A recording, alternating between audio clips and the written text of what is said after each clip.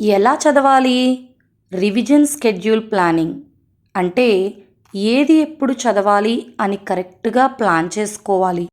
1 week to 20 days time ఉన్నప్పుడు revision plan ఎలా చేసుకోవాలో చూద్దాం. ఫస్ట్ ఏ రోజుకా రోజు ఏ సబ్జెక్ట్ చదవాలో కరెక్ట్‌గా ప్లాన్ చేసుకోవాలి. తర్వాత ఒక సబ్జెక్ట్ సెలెక్ట్ చేసుకుని ఇండెక్స్ పార్ట్ ఓపెన్ చేయాలి.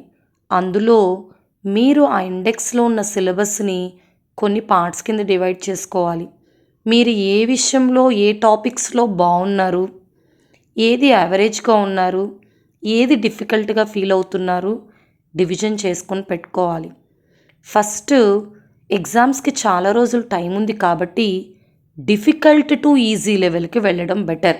మీకు ఇంట్రెస్ట్ తగ్గుతుంది అనిపించినప్పుడు ఆ టాపిక్‌ని కాసేపు పక్కన పెట్టి మీకు ఇంట్రెస్ట్ అయిన టాపిక్స్‌ని చదివి మళ్ళీ ఆపిన టాపిక్స్‌ని చదవటం మొదలుపెట్టొచ్చు. అప్పుడు ఇంట్రెస్ట్ లెవెల్స్ పెరుగుతాయి. రివిజన్ కూడా అవుతుంది. ఎగ్జామ్స్‌కి ఒక రోజు ముందు లేదా ఎగ్జామ్స్ జరుగుతున్నప్పుడు ఎలా చదవాలో నెక్స్ట్ వీడియోలో చెప్పుకుందాం.